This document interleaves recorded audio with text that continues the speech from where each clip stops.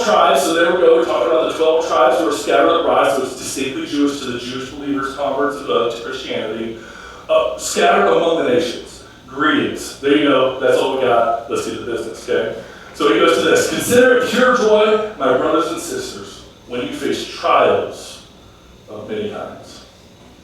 So right off the bat, James is challenging us with something that I think most of us probably don't get right, because it's hard to really find joy when you're going through stuff, right? It's hard. Now, I want you to understand that God's never going to tempt you. God's not in the tempting business. We'll look at that here in a little bit. He's not going to tempt you. That's not what God does. But I believe, however, that God will let you go through trials or testings of your faith because he wants to grow something in you.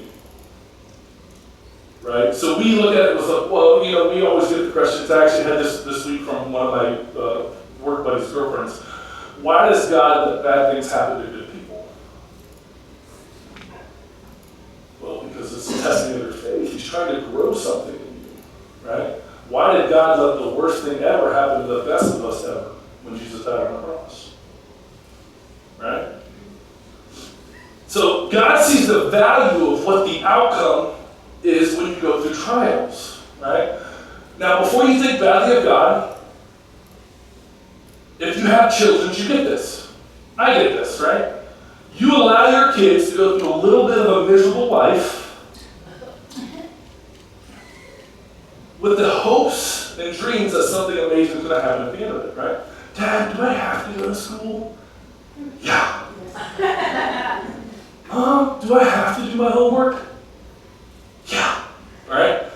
And we inflict pain and misery and gloom and doom on our kids with the hopes and the dreams that someday they'll be able to pay their own bills. Come on, right? So it's okay, right? We get this, right? Because testing and tests and things like that reveal something, right? That's why you have to take tests in schools. Because, and this is probably, if you hear nothing else about top trials, nothing else, listen, just get this. Tests reveal whether or not we're ready, whether we or not we need to redo the material, or if we made the grade to move on. Whether or not we need to redo the material, or if we made the grade to move on. Right? Because God is interested in whether or not you make the grade, so to speak, right? That's because God is more interested in your character than he is your comfort. He's more worried about your holiness than your happiness. He wants you to be righteous. He wants you to live a righteous life. Right? Paul said, I strive for the perfection, but I have not gotten there. God wants you to grow. Look at this proverb, Proverbs 17:3. It says, the crucible for silver and the furnace for fire. Now what he's talking about here, if you don't know how gold and silver are refined, what they do is they put it in a big pot and they get it really hot and it becomes liquid. And when it becomes liquid gold or liquid silver, the impurities that are in the metal float to the top. And then they take this big thing and they scrape it and get all the junk out. That's how they refine gold. That's how they refine silver. And then it says, but the Lord tests your heart. So what he's saying is just like silver and gold, God wants to test you and refine you so that he can scrape all the stuff out of your life to make you pure gold. So how does he do it? So let's keep reading. There's going to be 4 things we're going to talk about that you can write down. They're in the Bible app. If you're following around in the Bible app. It'll come up one at a time. We'll talk, we'll keep going, and then we'll get to temptations, right? So the first one that we're going to talk about is that you need to recognize what's really going on. You need to recognize what's really going on, okay? One of the problems with going through trials is that sometimes the trial itself can hijack the learning experience. Right? So you never get to see what can be learned because you're so distracted by what you're going through. You almost need to get over the bad thing so that you can learn the lesson. that God has for you in that moment. Because tucked away in the middle of every trial and everything that you're going through,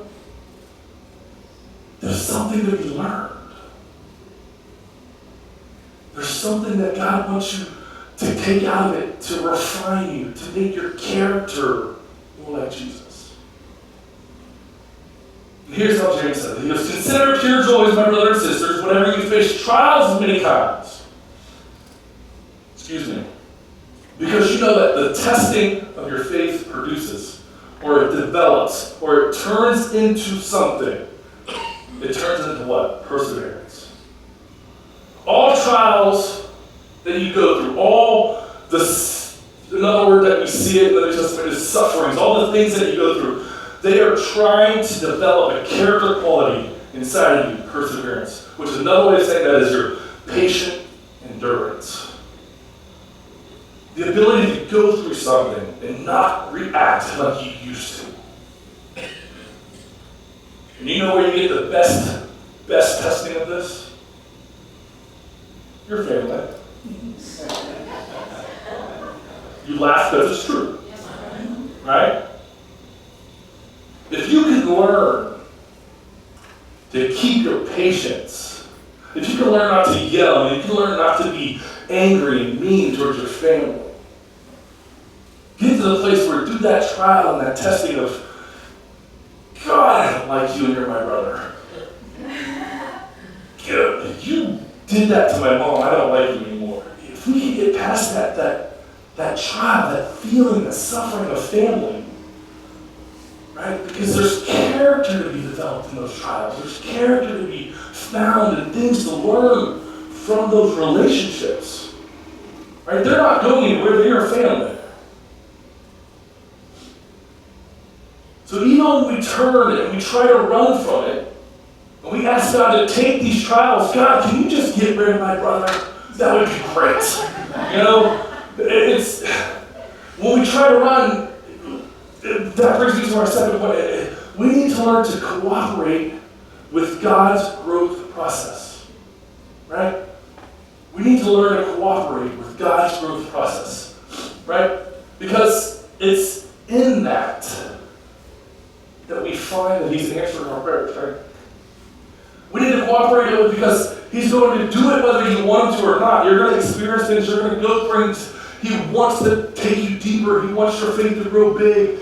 You know, and He wants you to experience this. He wants your character to change. And that's because He's a good Father. And He wants the very best for you. Even if you don't feel like He does. He loves you too much to just let you stay where you are and not grow. Just like you do with your kids. You don't want your kids to stay where they are. You want them to get out of your house so you can have pizza. Right? I'm just kidding. So, you know, you're too good of a parent. Your Father in heaven is too good of a parent to let you just stay where you are. And that's why the next verse says, let perseverance finish its work, so that you may be mature and complete, not lacking anything. And this is what a lot of us pray for right here. God, I want everything you have for me. I want everything you have in store for my life. And I believe sometimes the trials and the things we go through are the answers to those prayers because He has to change your character before He can take you to what He has in store for you. Because I couldn't have done this job as pastor of this church 5 years ago. My character wasn't right.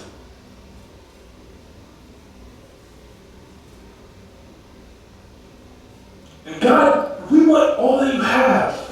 And then when God shows us the pathway, we run the other direction. Now, that was a little... No. And there's a lot of verses that back up, that talk about the value of suffering and going through trials. And I'm going to look at a couple of them with you. The first one is Romans 5, 3, and 4, and it says this. It says, not only so, but we also glory in our sufferings. Because we know that suffering produces perseverance. And perseverance, character. And character, hope. So we need to learn to cooperate with God's growth process while we're going through these things in our lives. Now I know that I'm not going to get a bunch of amens about that, because that says that I got to go through sufferings to get perseverance, and then that doesn't sound fun. But that's the truth. And we all need to hear it. Right? That you're going to go through it. You are. Point blank period. You're going to go through it. Stop fighting it. Right? Here's another one. In all of this is from 1 Peter. Peter, you know the guy? That guy? Denied Jesus 3 times and then became, Peter?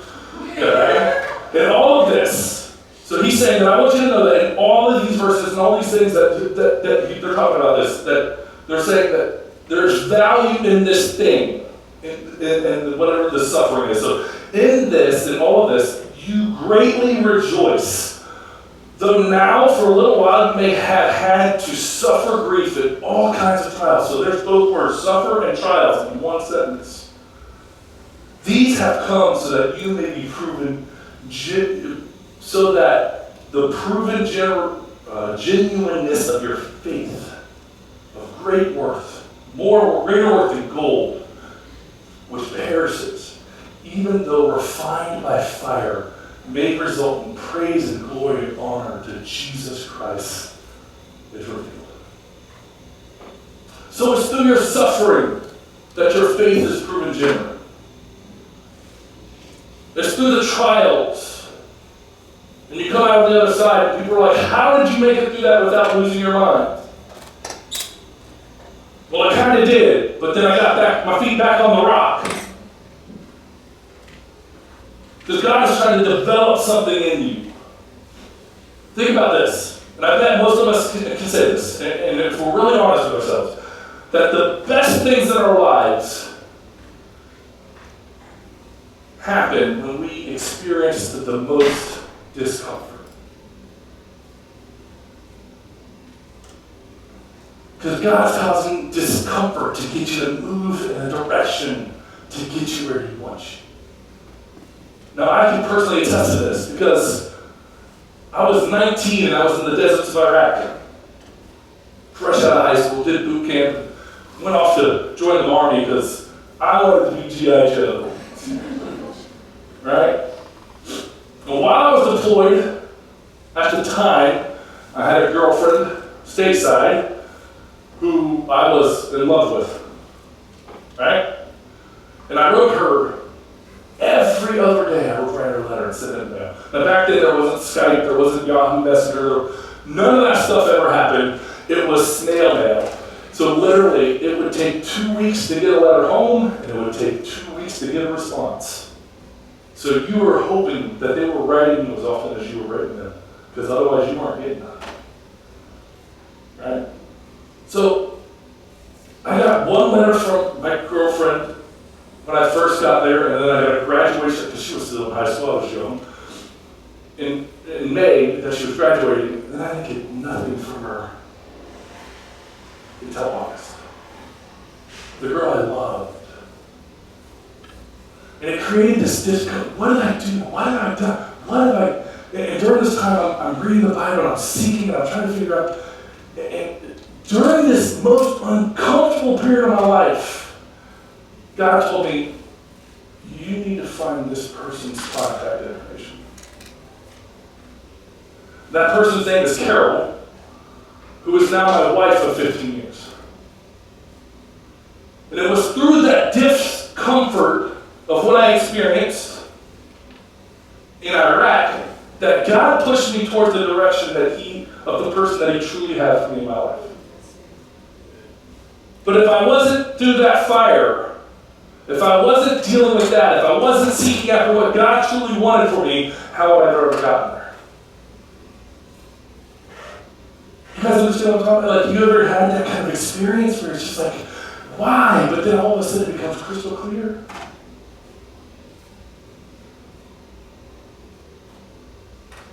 So So the third thing that happens during the trials is that you need to ask God for help. Ask God for help. And I know some of you are like, okay, we can just keep moving. We got that. We understand that. Ask God for help. Got it. Yet, it pains me. It hurts my brain. It breaks my heart how long it takes us to get to this point. How we will try everything in our power to fix the problem before we turn it out.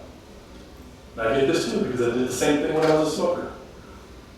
I tried to patch. It wouldn't stick because I sweat too much. I tried to gum. It tastes like chewing a chalkboard. I couldn't do that either. I tried over the counter. I tried under the counter. I tried prescription. I tried it all. Nothing worked. I could not kick smoking cigarettes, which I picked up in Iraq, ironically.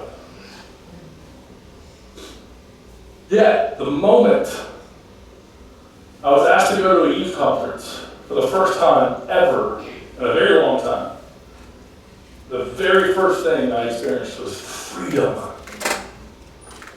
Because I finally found a real resolution. So what are you going through today that you just can't seem to kick?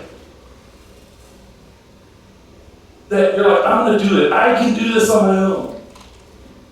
Where you might just need to ask God for help. And James talks about this. He goes, hey, I got a little tip for you. When you're going through trials, talk to God. And here's what to ask for. Verse 5, if any of you lack wisdom, you should ask God, who gives generously without finding fault, and it will be given to you. So wisdom. Wisdom is the ability to apply what you probably already know.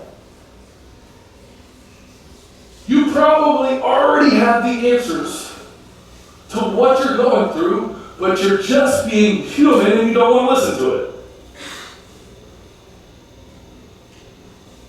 So instead of praying, God, get me out of this. God, I don't want to do this anymore. Stop, please. Which he's like, no, because I have something I want you to learn. I have character building to do in you to get you where you need to be. I'm not stopping this. Maybe the better question is this. Maybe the better prayer for this is, Lord, what are you trying to teach me?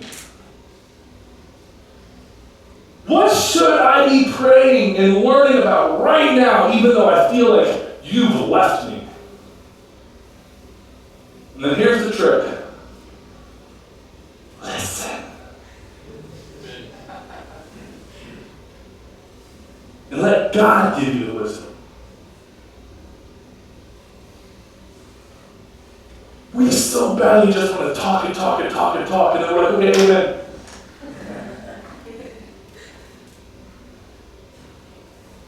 God wants to give you the wisdom, but you're not giving them the opportunity. So you know what this means? This means that you can actually speed up the amount of time that you're in the trials. You dictate how long you sit in your trial. But how quickly you can get to the point where you start asking God for His help and His wisdom versus doing it in your own strength. When you start praying, okay, God, what is it that you're trying to teach me in my suffering? What do I need to do to fully trust you today in this trial?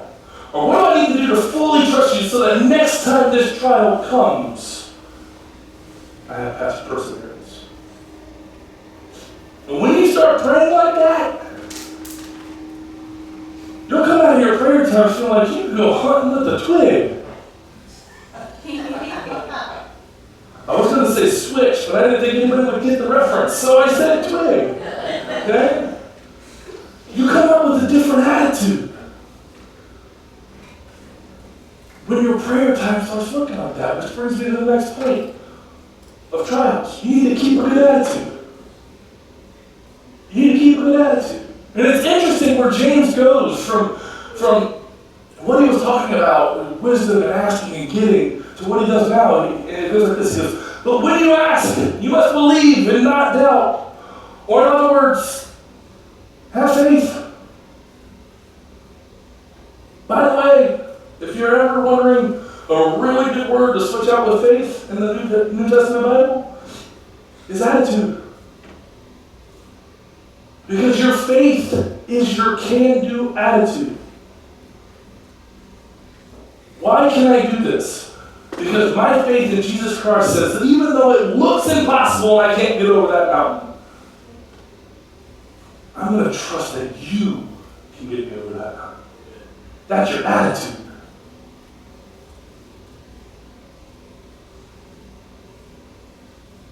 But when you ask, you must believe and not doubt. Because the one who doubts is like a wave of the sea blown and tossed by the wind. That person should not expect to receive anything from the Lord. And this next sentence is one of the biggest things that we find out in the book of James, when it talks about things in the book of James. Such a person is double-minded and unstable in all they do. Because they don't have the right attitude. They have a double-minded attitude. They don't want to just be single-minded about going after what God has to teach them. They're worried about what the world has to say. They're worried about what their family has to say. They're worried about what their friends have to say. They're double-minded. And God's saying that when you're in the middle of it, and it seems like nothing's going to work out, God wants you to go, yes, it is. Yes, it is. Because our attitude is key. And it was that day I had to believe. I don't know why you want me to write Carol, but I'm going to do it because I know you're telling me to. God, I've tried everything to quit cigarettes. But I trust that because you're telling me not to do it, you're going to give me the power not to. I'm going to take a step of faith. Now, what's that thing for you? What's that thing that you need to change your attitude towards it? Is it something that you're doing on the internet? Is this a relationship that you're in? Is it something that you just can't kick, an addiction? Is it, maybe it's your family. You don't need to kick them, but maybe you might want to, but you don't need to kick them. You might just need to fix something with their relationship.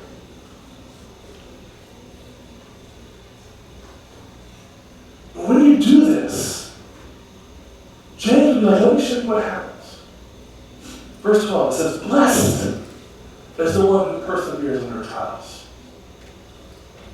Because having stood the test, that person will receive a crown of life that the Lord has promised to those who love him. I want that. And here's the interesting part. Literally, with his next breath, James flips from trials to temptations in his next breath.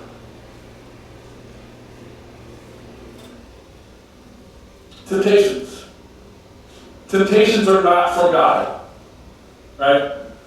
The enemy attempts to lure us away from our relationship with God, right? So the best illustration I can get for you that you might understand if you fish, if you don't, sorry, is this is like the devil throwing that lure out in the water, and you're the fish, and it's all bright and shiny, and you're like, woo!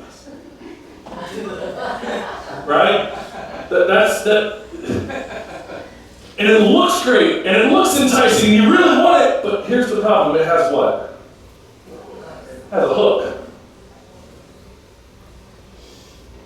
Right?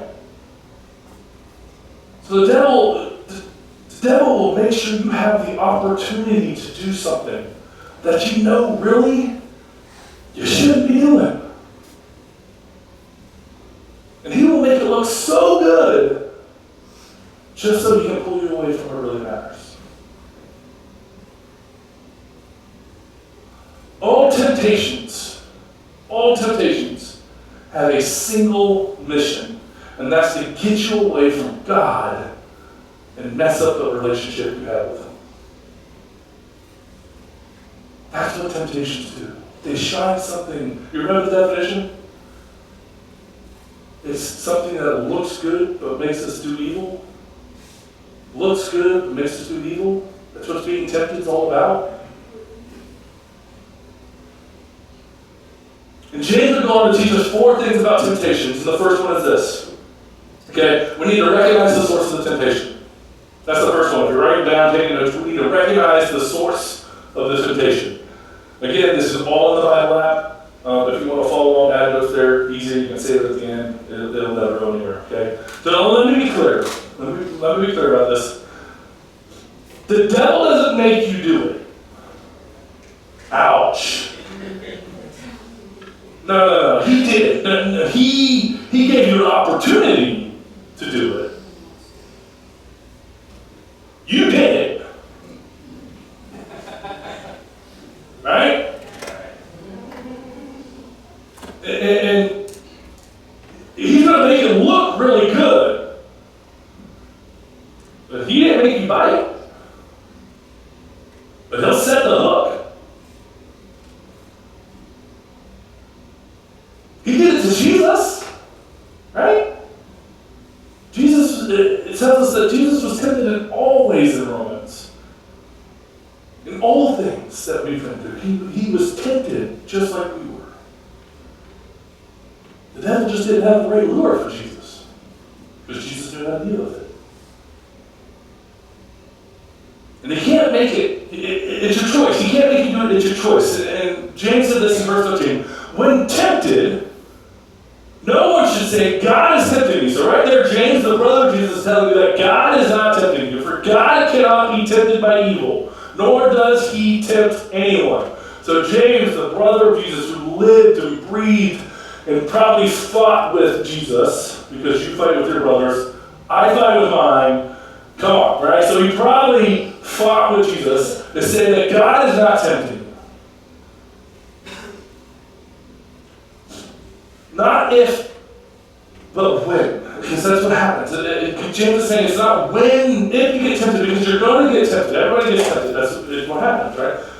Because this is something that we're going to go through, and it's no big deal. And each of us have that one specific area in our lives where you know you're weak. 99% of sins you probably have no issues with, but there's that one thing. Is it your mouth? Your language? Is it relationships? Is it video games? Is it the internet? Is it your money? We all have that one thing that the devil's got that perfect lure that he just like, I know I got you here.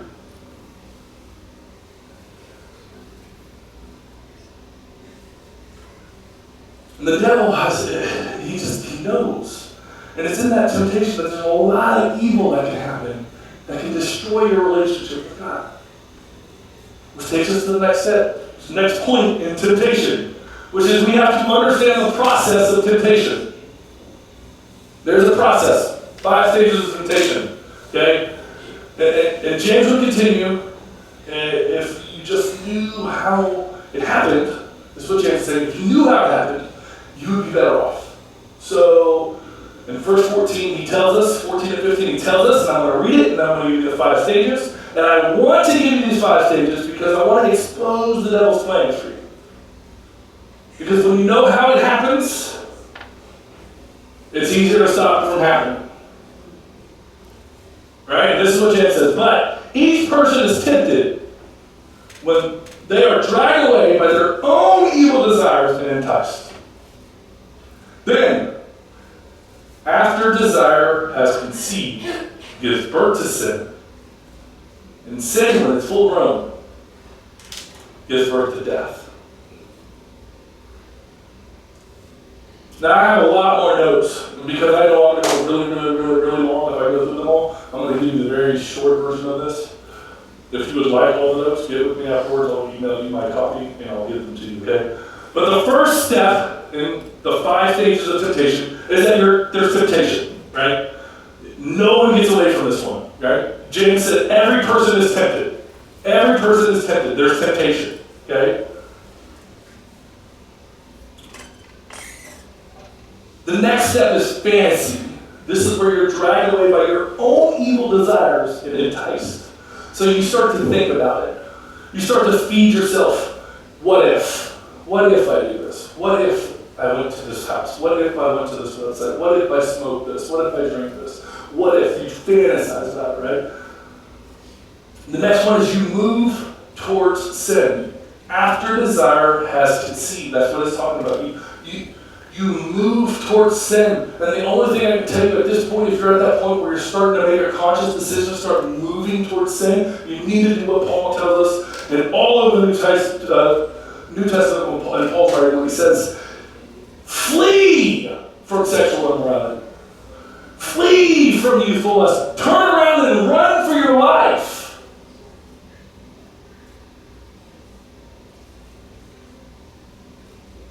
Because once you're hooked, it's a lot harder to get away. So step 3 is moving towards sin.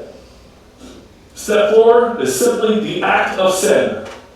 You sin. You stepped over the line. It gives birth to sin. You've done it. You went to that website. You smoked it, you drank it, you went to that person's house, you did it. It was just too enticing. Here's the good news. Hebrews 4 tells us that God, Jesus, sympathizes with our weakness because he experienced it. And that's how it starts off, and at the end of it, he talks about it, that we should approach the throne of grace and find mercy in our times of need. So even though you've sinned, it's not over. God's not throwing his hand up and like, well, there it goes, you're done, have good luck. He's not doing that. He loves you too much. He's still a good daddy.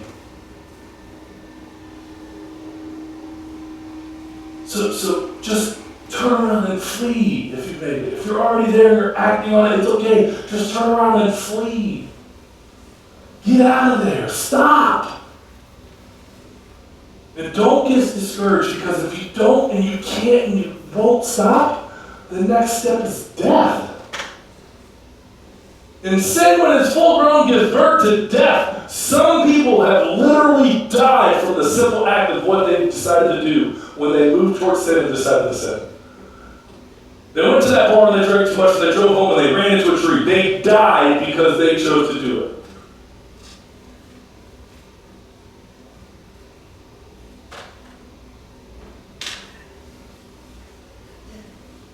Here's the good news here. Proverbs 14:12 says this. There's a way that seems right to man, but at the end it leads to death. You might think you're doing it right, but you're not. You think that you can go to the bar and hold that cup, and you won't drink it. You think that you can drive down that person's street and you won't stop. You think you can go to that website, but you won't look or buy. That leads to death. The good news is Proverbs also tells us that the righteous man falls 7 times, but he gets back up. Now, I wish I could spend more time here and give you all the details of these things that I got, but you guys would not make it to lunch and you'd be angry at me because we all have food, right? Okay. So the next one is learning how to overcome temptation, right? So James 1:16 and 17 says, "Do not be deceived, my dear brothers and sisters. Every good and perfect gift from above is from above, coming down from the Father of the heavenly lights, who does not change like shifting shadows." That's good news, and here's why. It would seem like James just changed the subject on us, right? Like, what's that have to do with anything from temptation? But what he's saying is that he wants you to understand that in the middle of your temptation, God has something for you. And that comes from a Father who doesn't change. That comes from your Heavenly Father, who is the same today, tomorrow, and forever. He's not going to change. He is, as we just sang, the great I am.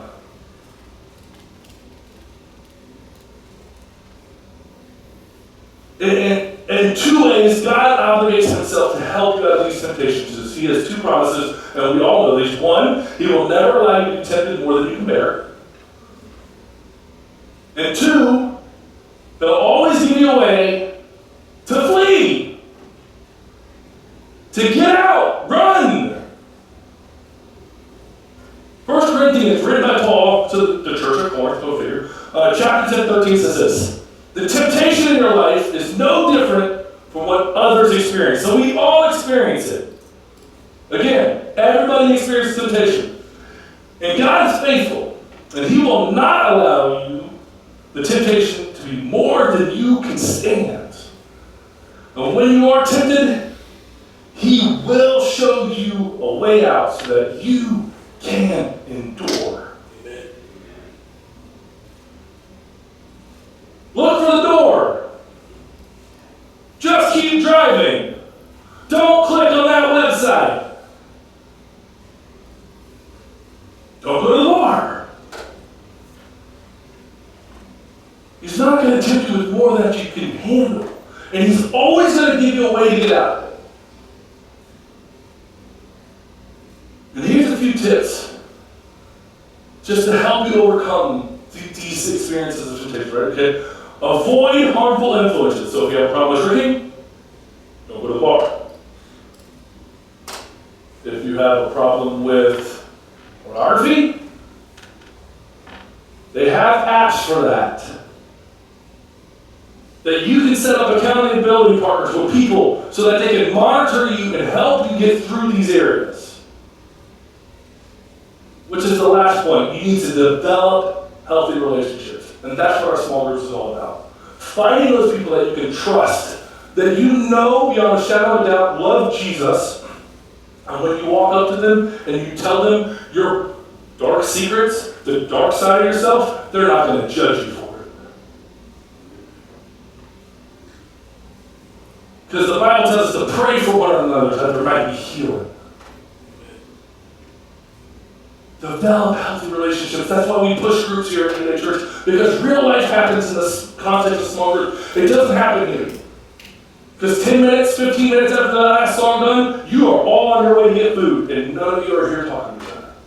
You're not developing a relationship here. It happens in the smaller, small church, which is groups.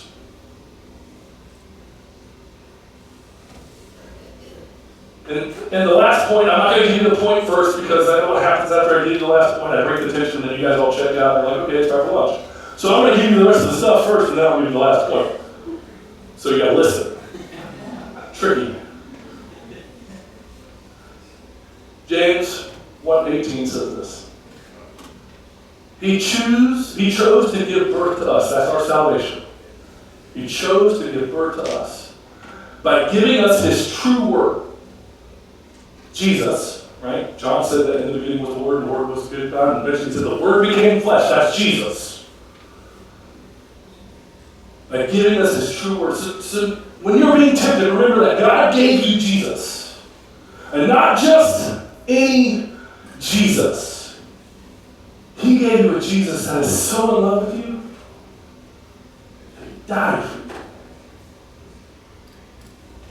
That he experienced every temptation that you could ever imagine, just so he can sympathize with you.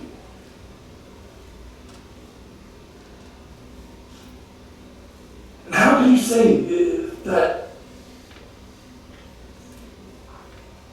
You want to know what that looks like? It looks like this. At the end of 1 Corinthians says, and we, out of all creation, out of everything God created, we are his prized possession. That's why we know he loves us. Because he first loved us. We are the fruit of his eye, the apple of his eye. We are his love song. He loves us. We are his masterpiece. We are his own. You are so loved beyond understanding. And it's because of that statement that I know that God loves you, that Jesus died for you, that he loves you. In fact, that he's so in love with you, it's amazing that we can't even, our brains can't even wrap our minds around it. How much? Because we experience things where we're like, how could God love us that much? Right? And it's in that where we find the last point about temptation. So it's like this. Another way of putting this. Another word picture for you. The more I fall in love with Carol, who's not here to hear any of this, so you also go tell her, right? Give a cookie point, right? The more I fall in love with Carol, the less I look at other women. The more you fall in love with your significant other, the less you're going to be enticed to look at other people.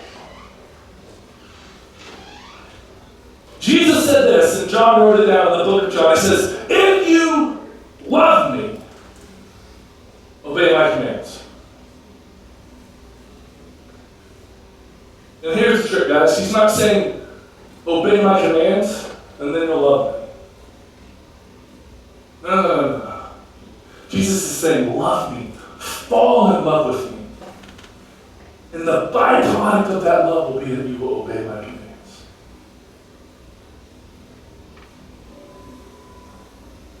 And so, I'm going to close with the songs. I'm going to go ahead and ask worship team to come up here, get ready to sing this last song before we dismiss. Okay? The last point is fall in love with Jesus. Fall in love with Jesus.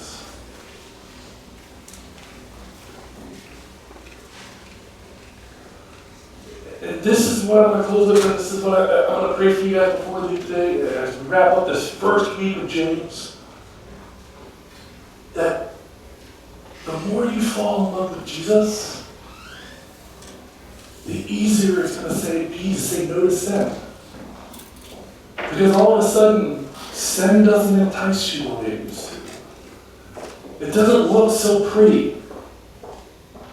When you look at, if I do this, then all of a sudden I wreck this relationship. Not only do I wreck that relationship, I wreck these relationships. And that's one of the things that scares me about being your pastor, because if I mess up, the look of disappointment from you guys would be too much. And I don't want to disappoint you guys. So I choose to fall in love with Jesus every day, so that I am not easily given into temptation. Because I love you guys too much, and I want so much more for you than what you already have. And I want you guys to experience the fullness of who Jesus is, and all that he has for you.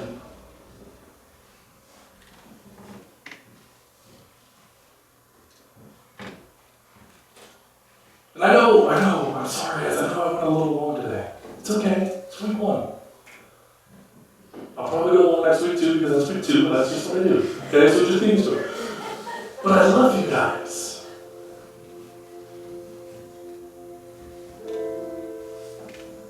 So with every eye bowed, and every hand, and when we're looking around, I just want you to take a moment to reflect.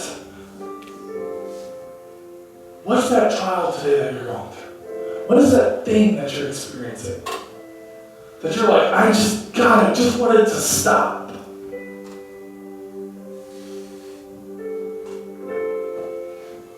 Maybe it's time to start asking God, okay, what am I supposed to learn from this? What are you trying to develop inside of me to create perseverance, that patient endurance? Or maybe right now you bit and you've sinned. Good news. The Bible says that we've all sinned and fallen short of the glory of God. Not just you. You're not alone. I bet if you talk to anybody in this room, guy for guy, girl for girl, if you were to talk to another, they probably experienced something that you're going through in some other way, but it was the same kind of thing. Maybe God's been putting in their heart that, hey, you need to create a relationship with this person. Maybe you need to talk about this. Maybe you need to get this off of your chest so that you can move forward with what I have in store for you. But because you're human and you're stubborn and you want to do it in your own power, you don't want to let go. Challenge you this morning. Let it go. Let God deal with it. Because He loves you.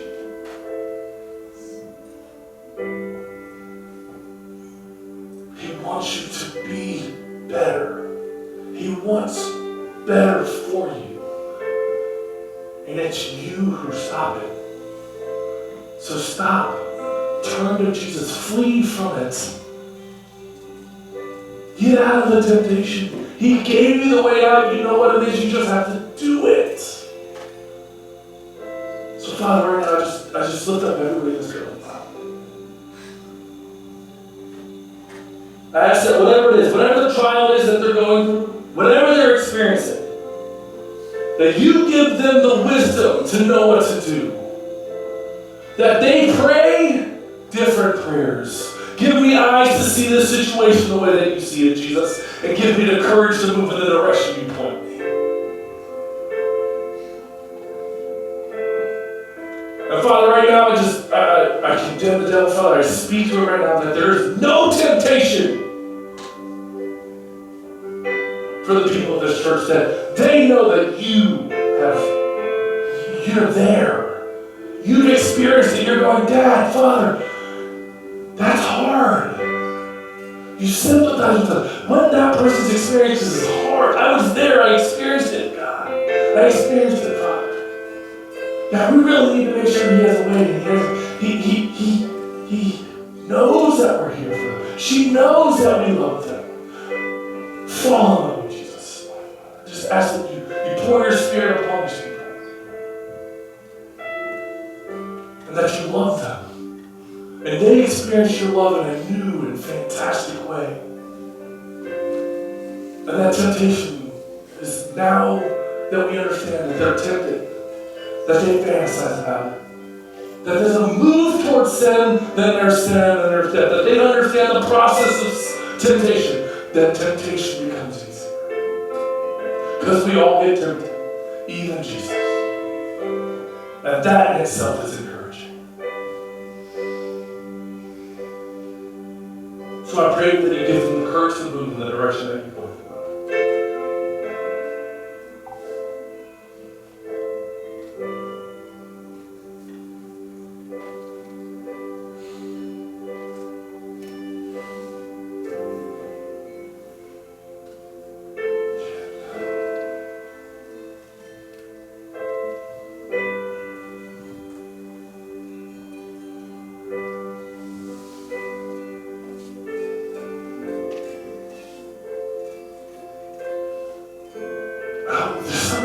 Doesn't get it.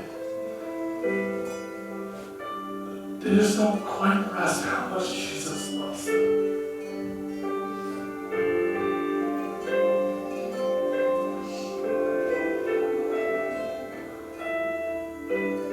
John 3:16 said, for God so loved the world, He sent His Son.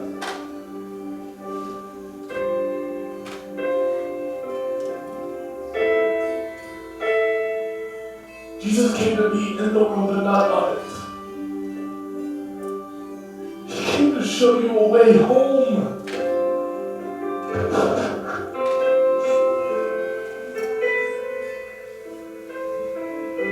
Stop fighting Jesus. He loves you. He wants you to know, I am not going anywhere. It doesn't matter if you turn left, it doesn't matter if you turn right, it doesn't matter if you go 1,000 miles from this location, I will be there with you.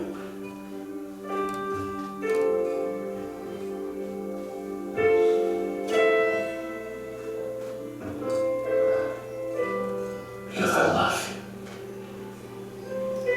I've always loved you, even when you felt unloved. I've always respected you, even when you felt disrespected. I will never leave you. I will never forsake you. I'm with you always. Always. So be encouraged. step out in faith. I got you.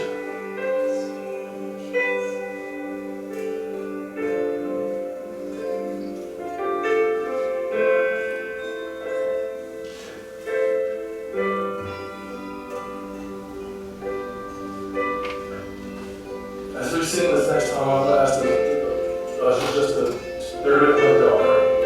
I'm not going to. Fall in love with Jesus during this next song in a way that you've never done before. Knowing that He loves you more than anything in the world.